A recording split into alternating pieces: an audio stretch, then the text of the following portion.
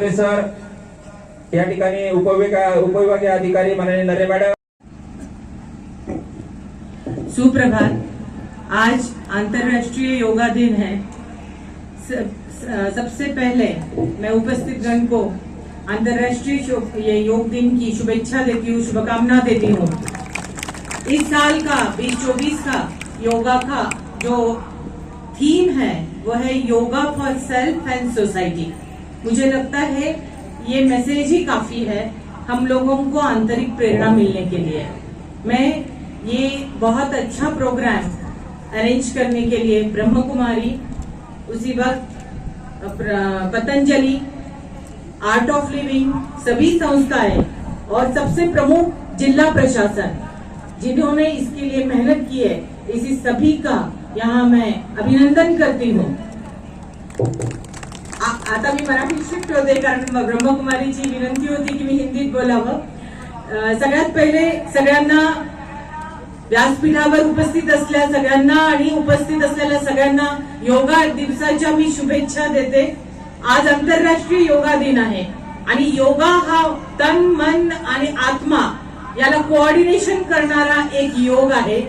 भारतीय संस्कृतीने दिलेली सगळ्यात अनमोल ठेव जगाला म्हणजे योगा, आणि योगा ही एक जीवनशैली आहे। मला वाटतं जर आपण लहानपणापासून ही आत्मसात केली तर आयुष्यात आपल्याला कुठल्याही गोष्टीची कमतरता होत नाही। आज मला जिल्हाधिकारी म्हणून अत्यंत आनंद आहे की आमच्या जिल्हा प्रशासनाने विशेषतः महानगरपालिका, त्यानंतर स्पोर्ट्स डिपार्टमेंट, महसूल डिपार्टमेंट, सर्व्हिस डिपार्टमेंट आणि त्यासोबत ब्रह्मकुमारी, पतंजली, त्याचप्रमाणे आर्ट ऑफ लिव्हिंग, सर्व स्वयंसेवी संस्था यांच्या संयुक्त विद्यमानाने आपण फिट लातूरकर हा SMS आजच्या दिवस देत आहोत। कारण जान है तो जहान है, आणि जर आपण आपल्या आयुष्याच्या निगडीत असलेल्या आपल्या स्वतःच्या शरीराला आणि मनाला किंमत देत असू तर मग आपलं पुढचं आयुष्य चांगलं होणार नाही। आज योगा दिवसाच्या दिवशी मी एवढंच सांगेन की ही जीवनशैली ही प्रत्येकाने आत्मसात करावी आणि याची पालन करावं। ही दुसऱ्यांसाठी नाहीये तर आपल्या स्वतःसाठी आहे। आणि फिट लातूरकर जेव्हा आपण म्हणतो त्यामध्ये लहान मुलांपासून ते आबालवृद्धापर्यंत सर्व जणांचा समावेश होतो। आजच्या या शुभदिनी मला एवढंच सांगावंसं वाटतं की इथे उपस्थित असलेले सर्व लहान मुलं, व्यासपीठावरील सर्व उपस्थित गण आणि इथे उपस्थित असलेले सर्व महिला, कारण आज वटपौर्णिमा पण आहे आणि वटपौर्णिमेचा आणि योग दिन हा एक सुरेख असा संगम आजच्या दिवशी झालेला आहे। लातूर जिल्ह्यात आपण एक संदेश दिला आहे की वडाची पूजा ही पतीच्या दीर्घायुष्यासाठी स्त्री करत असते, पण ज्यांच्यासाठी पूजा करते ते पुरुष मंडळी असतात। आणि म्हणून लातूर मधल्या प्रत्येक लातूरकरांना आपण आज एक आवाहन केलंय की प्रत्येकाने किमान एक तरी झाड लावलं पाहिजे, मग ते वडाचं असेल किंवा तुमच्या आवडीचं असेल, आणि खूप चांगला प्रतिसाद आपल्याला या ठिकाणी मिळत आहे। लहान मुलांना पण माझं आवाहन राहील, घरी गेल्यावर शाळेत जिथं तुम्हाला आवडेल एक एक झाड तुम्ही लावायचंय। लावणार का बाळांनो? आवाज कमी आला। तुम्ही झाड लावणार का? तर पुन्हा एकदा सगळ्यांना वटसावित्री आणि योगा दिवसाच्या शुभेच्छा देऊन आपण प्रत्यक्ष योगाला आता सुरुवात करूया। धन्यवाद। धन्यवाद माननीय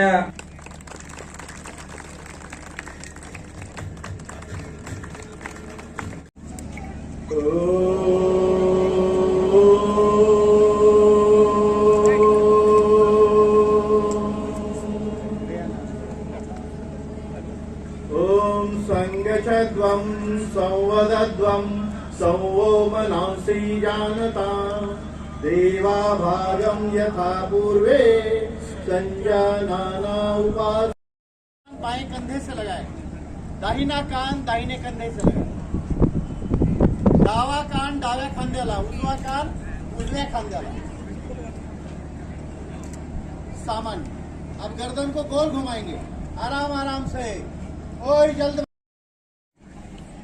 और श्वास को भरते हुए ऊपर छोड़ दीजिए। अब इतने अभ्यास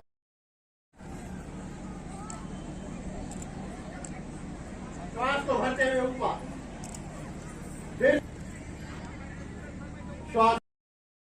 या ठिकाणी सादर करतोय. मी त्यांना विनंती करतोय आपण सुरुवात करावी.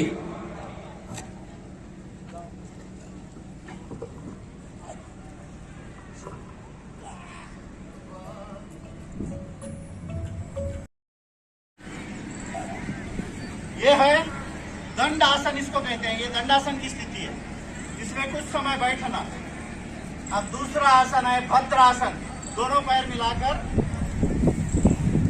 नजदीक ले लेना, दोनों घुटने जमीन पर, दोनों गुड़घे तलियों जैसे दिख रहे हैं. अलग अलग कलर के गणवेश में अपने अपने विद्यालय से, महाविद्यालय से यहाँ पर छात्र और छात्राएं आई हैं. सभी का मैं बढ़ते हुए पीछे श्वास को छोड़ते हुए आगे घुसराएं, बढ़ते हुए पीछे छोड़ दी. दोनों हाथ घुटनों पर. भोजन के बाद करने लायक एकमात्र आसन वज्रासन. इससे वज्र नाड़ी दबती है, हमारी डाइजेस्टिव सिस्टम अच्छा काम करने लगती है.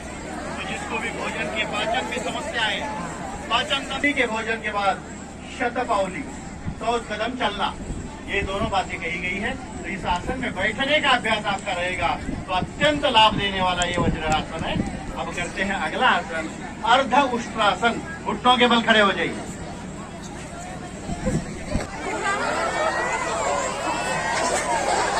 श्वास को छोड़ते हुए आगे. बच्चे तो बड़ा आनंद ले रहे हैं. चलिए और एक बार श्वास भरते हुए पीछे. पूरा ऐसे दाहिना हाथ दाहिने पैर की काज को लगाना है, बाया हाथ बाएं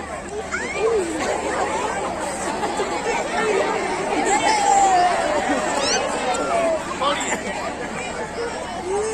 बाकी बच्चे ने चलिए और बाकी बच्चे अपना अपना अभ्यास और घर जाके कल कर देते हैं.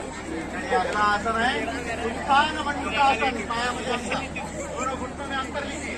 अब पहले अपना दूसरा हाथ दाया खांद्यावर, दावा हाथ उजव्या खांद्यावर और ऊपर देखना है आसमान की तरफ. बेधक के लेके आप शशक आसन. शशक यानी स्वतः रैबिट पोज बनानी है. दोनों हाथ ऊपर. श्वास को छोड़ते हुए आगे अपनी अपनी मातृभूमि को, धरणी माता को वंदन करना.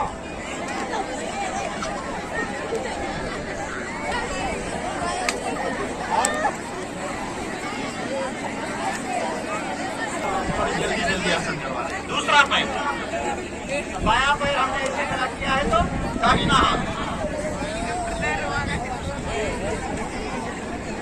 सुखासन, सिद्धासन, पद्मासन, वज्रासन या स्वस्तिकासन, किसी भी एक आसन में बैठना और बैठने के बाद हाथों की कोई भी एक मुद्रा, अंगूठे से तर्जनी दबाना ज्ञान मुद्रा.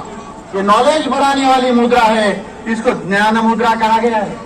इसी को ध्यान मुद्रा भी कहा गया है और इसी को तप मुद्रा भी कहा गया है.